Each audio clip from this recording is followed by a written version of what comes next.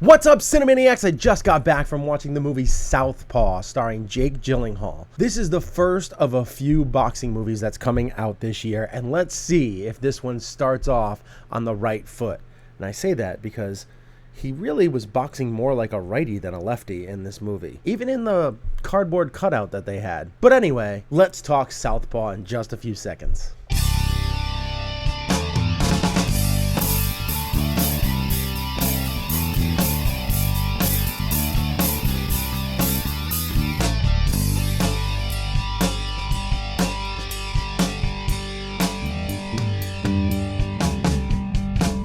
So this boxing movie, directed by Antoine Fuqua, stars Jake Gyllenhaal, Rachel McAdams as his wife, and if you have watched the trailers, you kind of know how this is going to play out. You have 50 Cent, who is the boxing promoter. I'll say shady boxing promoter. You also have his daughter, Layla Hope, whose actual name is Una Lawrence. Now, I mention her because she is the kid in the film, and like I say in most movies, a kid can make or break the film.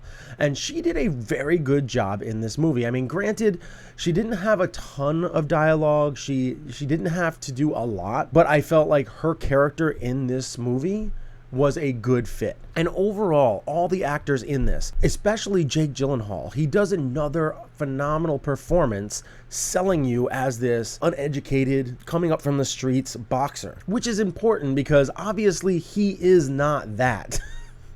So this is another role where he kind of breaks out of his shell and does a phenomenal job. I mean, you can see it. He is absolutely ripped. He totally got prepared for this role, as you would expect from Jake Gyllenhaal. But some other really great performances that I was kind of surprised about, I was actually blown away, was Rachel McAdams as his wife. She not only had an accent throughout this movie, but she didn't break it. Although I will say, I did feel like I saw her character in Wedding Crashers like once or twice just by the looks that she was giving. But that's just because I love that movie and I've seen it about 40 times. Other characters that I was really kind of surprised by were 50 Cent. I mean, he is not the greatest actor of all time, but he did a very good job as this shady boxing promoter, trying to get Billy Hope, who is Jake Gyllenhaal's character, Billy the Great Hope, trying to get Jake Gyllenhaal's character to feel like he's best friends with him, that he has his best interest at heart. But you know what most boxing promoters seem to do, at least in the media that we see, is kind of, they're just out for themselves. And he did a phenomenal job playing that role. And I was surprised. I was pleasantly surprised by 50 Cent's performance. Another great performance is Forest Whitaker as Tick Wills. Now, Forest Whitaker is a very, very good actor. So I'm never surprised when he blows me away in a performance, and there were times in this performance that he blew me away. I think that he was a great fit and also a necessity for the character growth of Billy Hope. He was not only a great trainer, but he was also an amazing friend and life coach, and really the only one to help Billy Hope straighten out his life. Obviously, this is, if you've seen the trailers, you know what's going to happen. Billy Hope's wife dies. She unexpectedly gets shot. She ends up passing away, and that sends Billy Hope on a total tailspin, one that you never think he's actually going to get out of, but he still has a daughter. So it gives you a great take of the boxing life and the highs and the lows that could possibly happen. And it really goes extremely high and it goes extremely low. I'm going to give you a number here, and that is 3. 3 times I cried during this movie. I didn't totally just break down, but 3 times I had those Denzel tears falling down, where you just had that single drop fall down the side of your cheek. It's just really, really depressing at times, but that helps you build the character, build the relationships, and really kind of get you to care for these people. You really care for this relationship about him and his daughter. He really wants nothing but the best for her, but he's having the most difficult time figuring out how to do it. And as the movie goes on, you find out why. Now, I'm really raving about this movie, but there are some negatives to it as well. I mean, the boxing fight that they lead you off with, it comes right in and you're getting ready for a boxing match, and the fight takes place, and the choreography of this fight is really well done. Jake Gyllenhaal did all his own stunt work, so he was in the ring the whole time to help sell the realness factor of this. And he did a very good job in that first fight. The first fight was by far the best. and the one that looked the most real.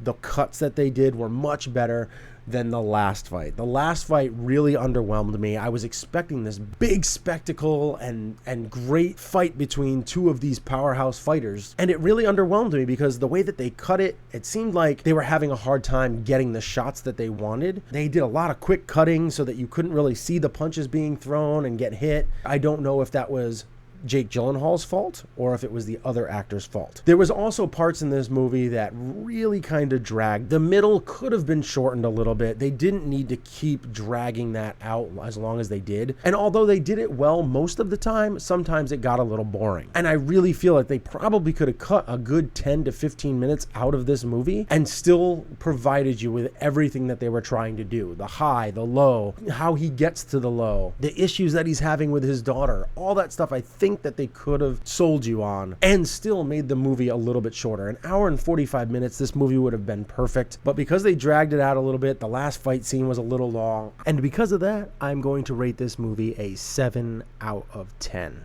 I know I kind of raved about this movie. I was a little underwhelmed. I did get very depressed throughout this movie, which I'm sure that's what they were going for. And it did hit me right in the feels. But at the same time, the dragging out in the middle and the sloppy kind of fight choreography at the end really underwhelmed me, so it took it down. If this movie was a little bit shorter, I probably would have given it closer to an 8 out of 10. But this was a good first installment of boxing movies for this year. So have you seen Southpaw? Did you enjoy it? Let me know in the comment section below. And what is your favorite boxing movie of all time? Mine is probably Rocky IV, for obvious reasons. It's epic. Did you like my review of Southpaw? Let me know what you think about that in the comment section below.